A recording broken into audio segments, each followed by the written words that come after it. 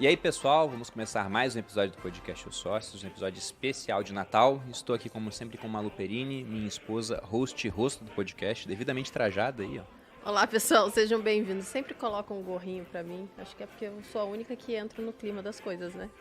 E eu queria saber uma curiosidade sobre essa questão desse povo, né? Desse aglomerado de povos diferentes, de como eles pensam. Porque se você pega os chineses, eles têm essa ideia de que não, a China tá voltando só pro que ela devia ser desde sempre, né? A potência, porque foi uma potência durante bastante tempo. Se a gente pega os americanos, eles têm lá o Destino Manifesto, onde falavam, não, a gente vai ser grande e é isso aí. A gente foi abençoado em uma série de quesitos para exercer a liderança mundial. Os russos também se veem nesse papel central de que, olha, a gente tem que ser protagonista no mundo. Eles têm esse destino manifesto deles? Olha, tem, mas foi expressado de diferentes maneiras em diferentes momentos da história. Por exemplo, na União Soviética, os russos acreditavam que eles carregavam o símbolo e a luta contra a injustiça, contra a exploração, contra o capitalismo. E eles eram a primeira nação, ou seriam a grande nação, que iria libertar todas as outras nações da exploração do capitalismo. Então, naquele momento, o mundo ia se transformar graças a eles. E assim, hoje, por exemplo, o Putin está resgatando uma das identidades dos russos, que é a religião ortodoxa. E ele reforça muito isso dizendo, nós somos diferentes. E houve momentos na história, né, quando a religião ortodoxa chega na Rússia também, que os russos se olhavam como a terceira Roma. Roma, Constantinopla e Moscou, porque era a continuidade disso. Então, esse elemento existe. Eu acho que grandes nações que passaram por muitas guerras ou que lutam por espaços muito grandes ou estão em disputas de poder muito grandiosas, tem isso muito claro dentro da sua história e da sua cultura. Você vem como escolhidos, assim. Tipo assim, alguma coisa que nos faz especial e nós temos algum papel no mundo. Seja Destino Manifesto, seja a Terceira Roma, seja o centro do mundo como os chineses, né? Tipo, a definição, o nome do país China é o centro do mundo. Então, a China sempre foi fechada em parte porque ela se olha como o centro do mundo também. Então, eu acho que tem muito disso. Claro que os russos convivem com muitos outros povos. E isso também exalta e reforça essa identidade de ser especial ou ser maior. E controla o maior território da Terra. Isso também coloca eles numa categoria à parte. E aquilo que eu falei, assim, né? Do que a Rússia faz parte? Não, a pergunta não é essa. A pergunta é do que quem faz parte da Rússia? Isso já te coloca numa hierarquia, se a gente pensar em termos de hierarquia, superior, onde você está acima de todos. Assim, não estou nem falando isso do ponto de vista de julgamento, porque todas essas outras nações também têm isso e também tiveram. Mas é um elemento marcante que ajudou a definir a identidade dos russos em diferentes momentos, mas sempre em busca de encontrar isso. Tanto que quando os russos passam por grandes crises, tem uma desonra, um fracasso, um sentimento de humilhação. E essa retomada desse momento vem com alguém que consegue ressignificar essa identidade maior de superioridade, de ter um papel especial. A gente pode dizer que parte do sucesso do Putin está ligado a conseguir fazer isso. Ele resgatou esse sentido de honra, seja no conceito dele de que a maior tragédia do século XX é o fim do Império Soviético, e então ele quer recriar esse império, não com a ideologia comunista, mas com outro formato, talvez a União Eurasiana, que esse é o projeto dele, que é uma cópia da União Europeia, só que para a Eurásia. Mas é o fato que ele tem um apoio popular, chegou no poder, por resgatar esse sentimento de ser especial, ser superior e ser grandioso, que vários dos líderes russos tiveram em grandes momentos. Se a gente pegar o Stalin, né, que assim, é uma figura à parte, assim, esse é um dos caras. Acho que nós temos na história do mundo talvez 3 ou 4 grandes materializações e manifestações do mal, do que a gente pode chamar de mal, assim, de líderes ruins, destrutivos que causaram muita catástrofe no mundo. Hitler, obviamente, o Stalin, mal. Talvez um Gengis Khan, mas num outro momento da história. Mas com certeza esses 3. E o Stalin, ele tá numa categoria à parte, até do Hitler e do mal. E quando você olha para a história, assim, tá bom, como é que o Stalin conseguiu fazer todas essas atrocidades e, assim, os russos aceitarem? Ele é bem visto até hoje. Isso, em grande medida, é por ele resgatar esse sentimento de nós seremos uma nação moderna, grande, poderosa e ocuparemos de volta o nosso lugar no mundo. E porque isso era parte do que ele vendia. Mas assim, se a gente olhar, o Hitler ficou no poder uns 12 anos, o Stalin ficou 3 décadas, né, ali dentro do poder e dominando. O Mao também ficou bastante tempo, ficou mais tempo, mas o Mao não tinha o aparato militar e a força bélica que a União Soviética teve.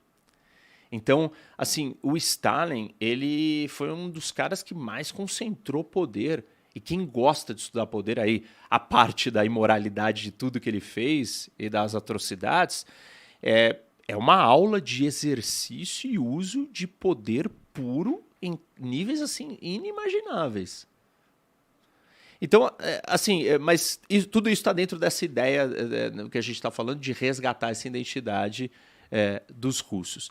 Eu acho que tem uma outra coisa que, assim, aí andando um pouco para frente na história, né, e falando talvez mais do confronto na Guerra Fria, não sei se você já quer que eu vá para esse caminho, mas enfim. Não, já pode falar, eu já. acho Depois que a gente podia volta. explicar um pouco sobre A formação da União Soviética? da União Soviética, porque Tá bom. a gente fala da Rússia e aí, enfim, Bom, ficou solto. os russos, né, tiveram muito tempo dominados por um império, por uma estrutura hierárquica dos czares, e essa estrutura era muito rígida.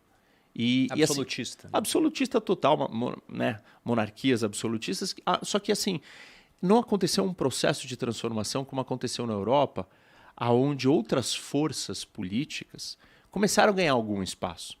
Seja uma aristocracia, seja a abertura para um parlamento com outros tipos de grupos que estavam ganhando algum poder econômico, uma nobreza. Isso não aconteceu na Rússia. E você tinha uma repressão, né, uma concentração muito grande no czar de poder. E claro que, assim, essa nobreza, ela de uma certa forma, ela estava viva ali, permanecia com seus ganhos protegida por essa estrutura de poder do czar. Mas ela poderia e gostaria de ter mais força, mas isso não estava acontecendo. Mas os camponeses e aqueles, né, mais pobres sofriam muito.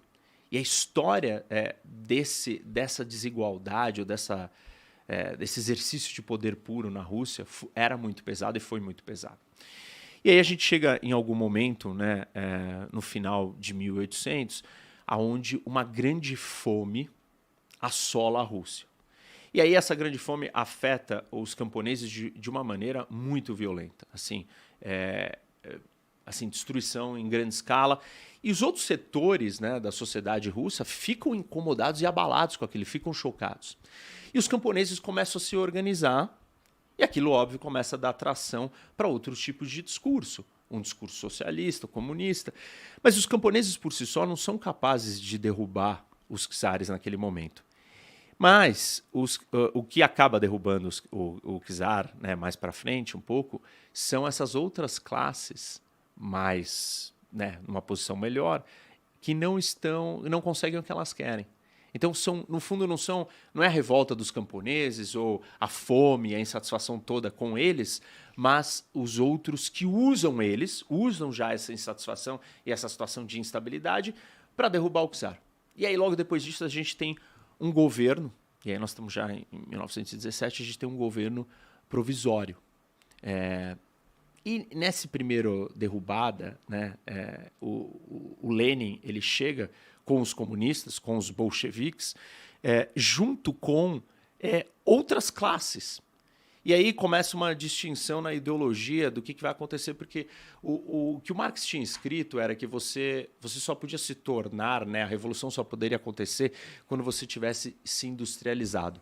E você tivesse no último estágio de desenvolvimento capitalista, para aí sim você começar o socialismo e depois vir o comunismo. Porque o Marx ele explica que a história funciona através de uma dialética, através de uma...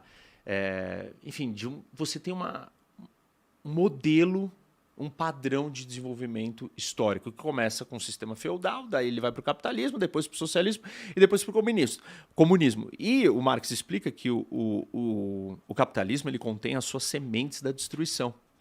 E quando você está num nível de industrialização muito alto, que o capitalismo está muito forte, aí ele está pronto para vir a revolução, e aí sim vai vir o socialismo. Mas a Rússia não estava nesse nível de industrialização. Era feudal quase. Isso. Então ela estava atrasada. E aí, assim, tipo, como é que a gente vai fazer uma revolução agora? Então o Lenin olha e fala assim: não, a gente aceita que seja uma revolução temporária para depois vir uma segunda revolução. E essa segunda revolução, aí sim nós já vamos estar desenvolvidos. Mas nesse momento a gente vai ter que tolerar os burgueses, a burguesia, numa espécie de compartilhamento de poder, numa espécie de democracia, com algum parlamento, alguma coisa desse tipo. E esse primeiro governo provisório, ele traz um pouco dessas sementes. Óbvio que isso não é suficiente, porque o governo provisório é fraco, ele não resolve vários dos problemas, e aí tem uma segunda revolução, em 1917, que é em outubro. Então, a primeira em fevereiro e a segunda em outubro. E aí os bolcheviques tomam o poder e assumem e falam assim: bom, agora nós somos um país socialista, ou nós vamos produzir, ou trazer, implementar o socialismo. E claro que tem uma resistência e começa uma guerra civil. E essa guerra civil assola e destrói o país. Temos que lembrar que os russos estão saindo da Primeira Guerra Mundial, que já foi bastante destrutiva, estão passando por revoluções e estão passando por uma guerra civil. Quando tudo isso termina, aí começa, tecnicamente, né, a União Soviética.